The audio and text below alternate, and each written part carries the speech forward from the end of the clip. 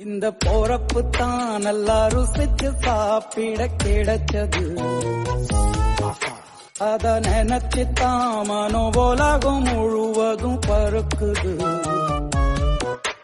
சுட சுட அந்த மதுர மல்லிப்பூ இட்லியே மீன் குழம்புல கொஞ்சம் புரட்டி சாப்பிட எச்சிலு ஊறுது உள்ளுக்குள்ள.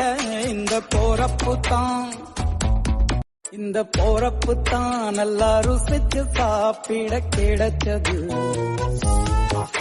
அத நினைச்சுத்தான் மனோபோலாகும் முழுவதும் பருக்குது.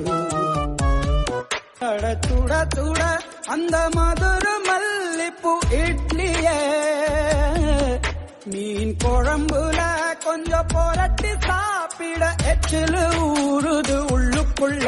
இந்த போறப்பு தான்